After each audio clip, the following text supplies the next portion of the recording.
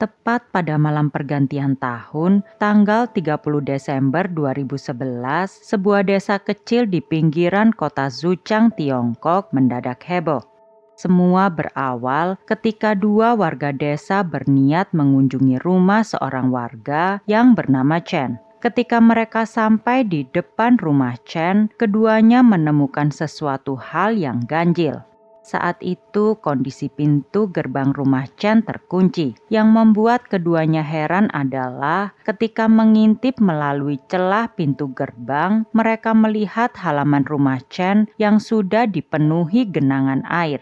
Yang lebih mengejutkan lagi, di dalam genangan itu tampak bercampur warna merah seperti darah.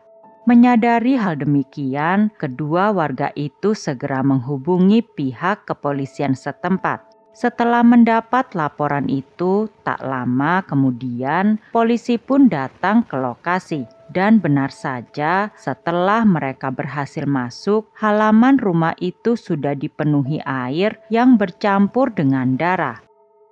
Namun yang lebih mengerikan, ketika polisi mendapati pintu rumah dalam keadaan terbuka dan masuk ke dalam, mereka menemukan seorang wanita dan seorang pria tergeletak tak bergerak di lantai. Saat diperiksa, keduanya sudah tidak bernyawa. Pada tubuh wanita itu, polisi menemukan luka parah di bagian bawah. Polisi kemudian melanjutkan pemeriksaan ke kamar tidur, dan di sana mereka menemukan dua bocah yang juga telah tewas di atas ranjang. Semua temuan itu membuat para petugas terdiam, tak menyangka bahwa tragedi sebrutal ini benar-benar bisa terjadi di wilayah mereka. Berkat keterangan warga sekitar, polisi dengan cepat berhasil mengidentifikasi para korban. Korban wanita bernama Chen, pemilik rumah. Sementara pria yang ditemukan meninggal adalah sepupunya yang bernama Feng. Adapun dua bocah yang ditemukan tewas di kamar merupakan anak-anak dari Chen. Polisi segera melakukan investigasi. Dari keterangan warga sekitar, sebelum kejadian, Chen diketahui dekat dengan seorang pria yang bernama Liu. Bahkan menurut mereka, keduanya pernah terlibat cekcok yang diduga kuat menjadi pemicu tragedi ini. Berbekal dari kesaksian tersebut, kini fokus kepolisian adalah mencari di mana keberadaan Liu. Mereka lalu membentuk tim khusus untuk melakukan pengejaran. Nama dan juga identitas Liu langsung disebar, serta dilakukan pencarian ke berbagai wilayah. Setelah 3 hari, rupanya usaha kepolisian itu membuahkan hasil. Mereka menemukan Liu sedang berada di kota Changchun, Provinsi Jilin yang jaraknya cukup jauh dari TKP. Di sana polisi berhasil menangkap Liu tanpa perlawanan berarti. Liu pun akhirnya dibawa kembali ke kantor polisi kota Zuchang untuk dilakukan proses interogasi. Dengan tertunduk, ia mengakui semua perbuatannya karena merasa sakit hati kepada Chen. Liu sendiri berasal dari Kabupaten Qinghang, Provinsi Heilongjiang. Di masa kecilnya, Liu hanya bisa mengenyam pendidikan hingga sekolah dasar dan tidak memiliki pekerjaan tetap. Riwayat hidupnya jauh dari kata baik. Ia pernah dipenjara karena kasus pencurian pada tahun 2006 dan 2008. Setelah bebas pada tahun 2011, Liu menjalani hidup serabutan. Di tengah kehampaan itu, seorang teman memperkenalkannya kepada Chen. Chen sendiri adalah seorang janda yang berusia 31 tahun. Suaminya meninggal karena sakit. Dan kini ia tinggal bersama 3 anaknya. Pada pertemuan awal, Liu tidak begitu tertarik kepada Chen. Ia merasa tidak sanggup menanggung beban berat untuk ikut mengurus ketiga anak Chen. Tapi seiring berjalannya waktu, Chen mulai intens berkomunikasi dengan Liu lewat pesan singkat. Mereka bahkan pernah menghabiskan waktu seharian penuh hanya untuk saling berkirim pesan. Dari situlah Liu rupanya merasa Chen benar-benar tulus mencintainya.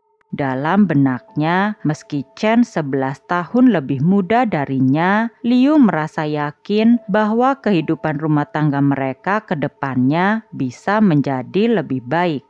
Liu yang selama ini tak pernah menikah pun mulai melihat Chen dan anak-anaknya sebagai keluarga yang bisa ia rawat dan jaga. Hubungan keduanya pun berjalan dengan baik. Ketika mereka mulai hidup bersama, Liu bahkan mengajak Chen mengunjungi kampung halamannya di Kabupaten Qinghang. Sementara ketiga anaknya masih bersekolah dan tinggal di asrama. Bagi Liu, ia merasa telah menemukan keluarga yang selalu ia idam-idamkan. Liu berusaha mengumpulkan uang untuk membiayai Chen dan anak-anaknya. Bahkan, ia sampai rela menyewakan tanah miliknya dengan harga murah demi mendapatkan uang tunai 10.000 yuan atau sekitar 23 juta rupiah. Uang itu selanjutnya ia gunakan untuk memenuhi kebutuhan anak-anak Chen. Karena melihat Liu terlalu loyal, saudaranya sempat mengingatkan agar ia berhati-hati supaya tidak dimanfaatkan oleh Chen. Namun, Liu tetap bersikeras untuk membantu Chen dan anak-anaknya. Di awal hubungan, Liu benar-benar berusaha menjadi sosok yang bertanggung jawab. Namun, hubungan yang dari luar tampak harmonis itu perlahan mulai menghadapi rintangan. Hal ini bermula ketika pada suatu hari, Liu dan Chen mengundang sepupunya yang bernama Feng untuk makan bersama. Dalam acara makan itu, Liu melihat ada yang tidak wajar. Liu memperhatikan Feng yang tampak terlalu akrab dengan Chen. Ia kerap menyentuh lengannya, menepuk punggungnya, bahkan beberapa kali menyajikan makanan dengan cara yang membuat Liu merasa tidak nyaman. Puncaknya terjadi ketika Chen hendak ke toilet. Feng tiba-tiba berdiri untuk mengikutinya. Saat itu Liu langsung menegurnya dan bahkan sempat memarahinya. Anehnya, Chen malah mencoba menenangkan Liu dengan mengatakan kalau Feng tak lebih dari sepupunya saja. Kejadian itulah yang menjadi awal kecurigaan Liu. Acara makan malam itu pun berakhir dengan suasana canggung. Keesokan harinya, Chen dan Liu kembali ke kampung halaman Liu beserta dengan ketiga anaknya. Mereka tetap melanjutkan kehidupan bersama, berusaha melupakan insiden tak mengenakan sehari sebelumnya. Kini Liu memfokuskan tenaga dan pikirannya untuk bekerja guna memenuhi kebutuhan hidup keluarga kecilnya itu. Tak hanya sampai di situ, demi untuk menjadi pasangan yang siaga, ia pun rela berbagi tugas dengan Chen untuk mengerjakan pekerjaan rumah tangga. Hal itu ia lakukan karena Liu tak kuasa melihat Chen yang kelelahan mengurusi anak-anaknya. Namun kasih sayang yang diberikan Liu kepada Chen itu rupanya tak mendapat balasan yang setimpal. Di suatu malam, Liu tak sengaja mendengar Chen menerima telepon dari Feng. Dari percakapan itu, terdengar tangisan, baik dari Chen maupun Feng. Saat Liu menanyakannya, Chen berusaha menutupinya dengan mengatakan bahwa ia hanya sedang merasa sedih. Meski hatinya dipenuhi kecurigaan, Liu saat itu masih memilih diam. Ia takut jika dirinya terus memaksa, Chen justru akan meninggalkannya. Apalagi tak lama kemudian, Chen diketahui sedang hamil. Hal itu membuat Liu semakin menahan diri meski rasa gelisah terus menghantuinya. Akan tetapi, meski selama ini ia terus berusaha mengalihkan kecurigaannya, nyatanya kekhawatirannya selama ini pada akhirnya terbukti benar. Tak lama setelah Chen mengaku dirinya hamil, ia tiba-tiba saja ingin berpisah rumah dengan Liu. Kala itu Chen beralasan bahwa anaknya merasa tidak betah tinggal di Kabupaten Qinghang. Namun oleh karena Chen masih belum bisa langsung memboyong kedua anaknya, ia lalu meminta Liu untuk menjaga anak-anaknya, sementara dirinya kembali ke kota Zuchang untuk mempersiapkan semuanya. Akan tetapi beberapa hari kemudian, Chen tiba-tiba saja diketahui kembali ke Kabupaten Qinggang tanpa mengatakan apapun kepada Liu. Kembalinya Chen itu bukannya tanpa alasan. Ia secara diam-diam membawa pergi anak-anaknya yang selama ini dititipkan kepada Liu. Tak lama setelah Chen pergi, Liu kembali ke rumahnya. Melihat rumahnya kosong tentu membuat Liu merasa kebingungan sambil terus berusaha memproses apa yang sedang terjadi. Ironisnya, dikala Liu sedang tenggelam dalam kebingungannya, hal berbeda dirasakan oleh Chen. Ternyata sejak kembalinya Chen ke kota Zuchang, ia menjalani hidup dengan bebas. Tentu saja, Chen tidak sendiri. Ia diketahui sering menghabiskan waktunya bersama dengan Feng. Ia baru menghubungi Liu ketika uangnya habis. Chen selalu beralasan uang itu akan dipergunakan untuk kebutuhan sekolah ketiga anaknya di Zuchang. Namun Liu tak mau lagi dibodohi dan menolak permintaan Chen tersebut.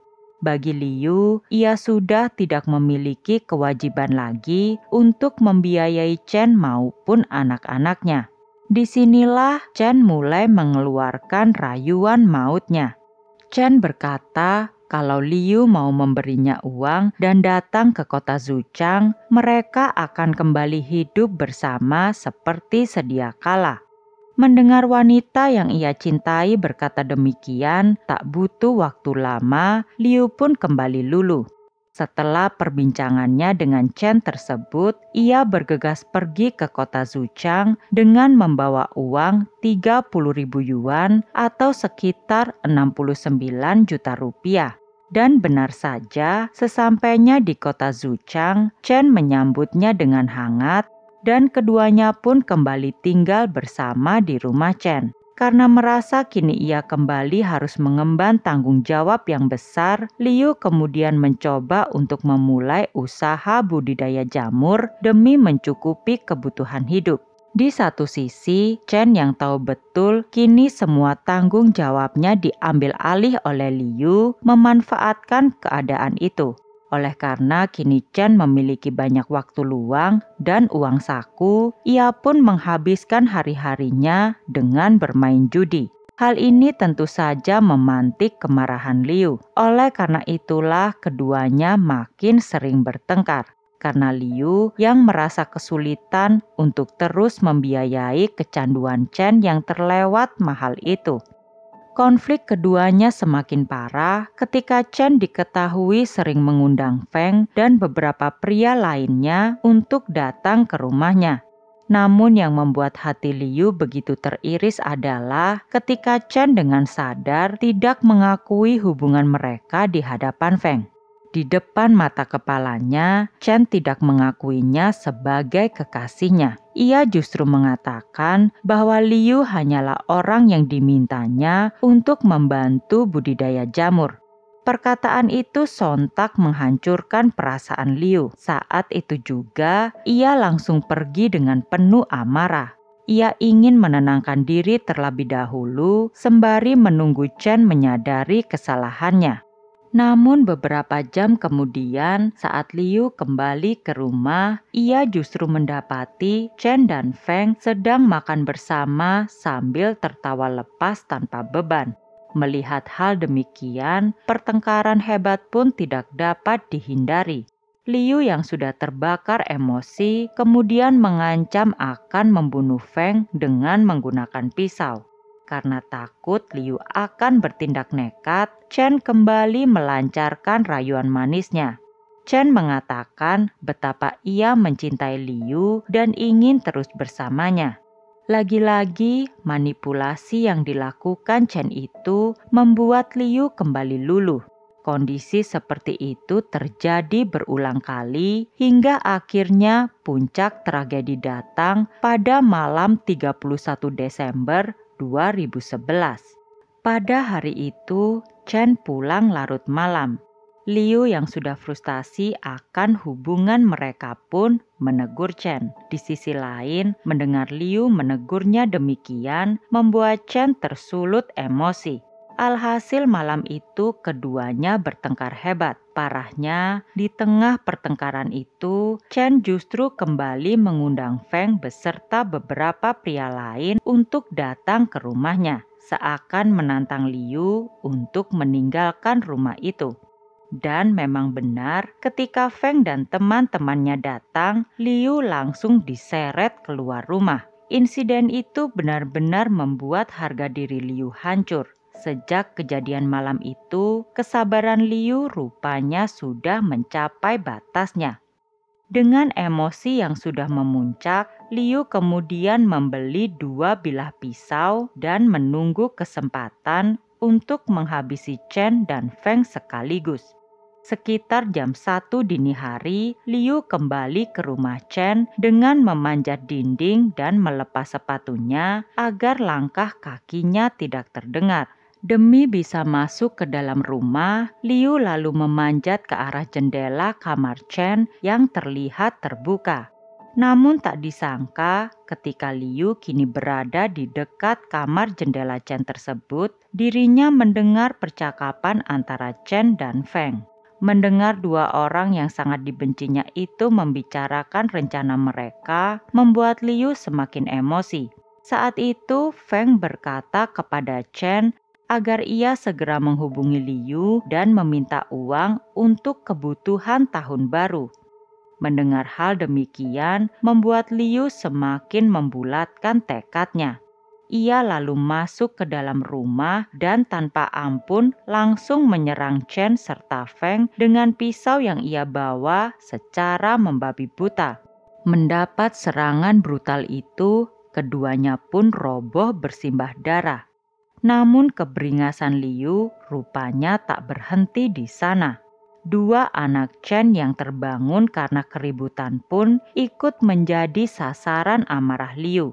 Oleh karena takut mereka menjadi saksi, Liu yang nampaknya kerasukan itu pun tanpa ampun menghabisi 2 anak yang tidak berdosa itu, meninggalkan 1 anak Chen yang masih hidup. Si sulung yang kala itu tinggal di asrama sekolahnya. Setelah semua pengakuan tersebut, polisi membawa Liu ke TKP untuk melakukan proses rekonstruksi. Warga desa yang menyaksikan hal itu seakan tidak percaya Liu bisa melakukan hal sekeji itu. Mereka mengenal Liu sebagai pria yang ramah meski kadang temperamental. Di persidangan, Liu kembali menceritakan betapa ia begitu mencintai Chen sampai rela mengorbankan uang, tenaga, bahkan harga dirinya demi Chen dan anak-anaknya. Tapi Chen berulang kali membohongi, memanfaatkannya, bahkan sampai menghinanya di depan orang lain. Rasa cinta yang telah bercampur dengan cemburu dan sakit hati itu membuat dirinya kehilangan kendali.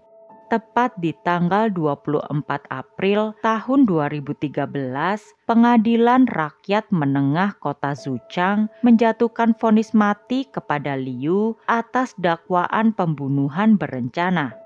Kini di ruang sidang, Liu hanya bisa menangis menyesali semua tindakannya. Saudari Liu yang juga hadir dalam sidang vonis itu pun turut merasakan kesedihan yang mendalam atas apa yang menimpa Liu. Namun penyesalan Liu itu sudah terlambat. 4 nyawa manusia telah hilang sia-sia, buah dari hubungan yang buruk. Bagaimana pendapat kalian tentang kasus ini? Silahkan tulis di kolom komentar. Namun sebelumnya, jangan lupa subscribe, like, and share. Sampai ketemu di kasus-kasus Channel House selanjutnya. Terima kasih. Bye.